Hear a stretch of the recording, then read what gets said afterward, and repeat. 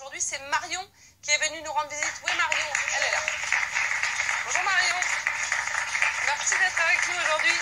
Je vous donne un micro et je crois que vous avez une question pour l'équipe. Alors pendant ma scolarité, j'étais en souffre-douleur.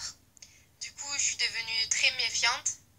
Et ma question, c'est comment faire pour oublier mon passé et me sentir mieux dans ma vie. Vous dites que vous étiez un souffre-douleur, c'est-à-dire que vous étiez harcelé par les autres élèves de votre école? Oui. Et pour quelle raison? Comme ça? Non. Si vous avez envie d'en parler, hein. J'avais pas le même physique. Et maintenant que vous en êtes sorti, J'ai pris ma revanche. vous avez pris votre revanche, vous vous aimez, Je me suis acceptée, oui. mais vous êtes méfiante. Oui, envers les autres, oui. Comment on répare ça? Plein de questions, parce que effectivement, moi, ce que j'allais vous poser comme question, c'est pourquoi est-ce que vous avez accepté d'être le souffre-douleur? Vous dites, j'avais un autre physique, mais est-ce que ce physique, il prêtait à rire? C'est ça la complication. Difficile de répondre, de vous répondre sans savoir ce qui s'est réellement passé. C'est compliqué.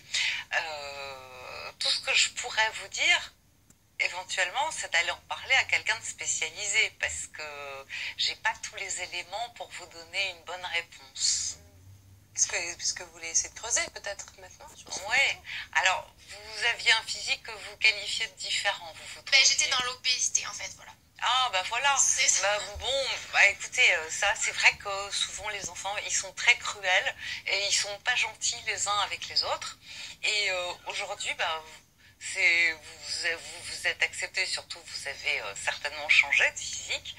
Et la vraie victoire, c'est de précisément ne pas avoir été entamez-vous la personne que vous êtes. Alors, vous gardez un souvenir, mais ça, j'ai envie de vous dire, c'était avant. Aujourd'hui, les gens qui vous rencontrent, ils connaissent pas cette petite fille qui a souffert.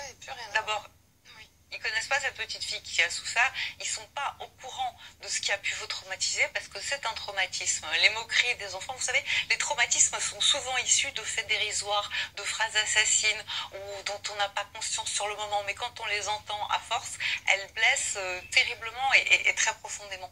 Mais ce qu'il faut vous dire, c'est que les gens que vous voyez aujourd'hui, ils voient une belle jeune femme adulte, et que quoi qu'il arrive, ils n'auront jamais la même réaction envers vous. Ce ne sont pas les mêmes, ce sont des gens différents. Je peux parler? Ouais. Oui, mais comment? bien sûr. C'est surtout que je me suis lancée dans la photo, donc je suis devenue modèle, et les gens, ils n'en reviennent pas, en fait. Du fait que j'ai changé, et du coup... Je crois que vous avez trouvé toute seule votre mode de thérapie, non? Ça va réellement, c'est-à-dire que vous, en vous regardant, vous vous aimez. Alors après, tout ce que peuvent dire les autres, au fond, qu'est-ce que ça peut faire? Oui, j'ai trop fait attention aux autres, en fait, c'est ça le souci. Mais vous êtes très jeune, donc c'est les souvenirs dont vous parlez, que Oui, sont des c'est mauvais là. souvenirs, c'est hier, c'est tellement récent. Laissez aussi, vous allez voir, plus vous allez avancer, plus ils vont rester derrière. Laissez-les où ils étaient. Sur des André, ça vous a fait réagir? Oui, ça me fait penser à un film, Glibetti, où elle est un peu moche, elle a des lunettes, elle est un peu forte, et puis elle devient super canon, quoi. Et c'est ce que vous êtes devenu d'ailleurs, super canon. Donc, vous montrerez des photos tout à l'heure. Ah. C'est cool, merci beaucoup. Bon, en tout cas, merci d'être venu sur le plateau. Merci beaucoup. À bientôt.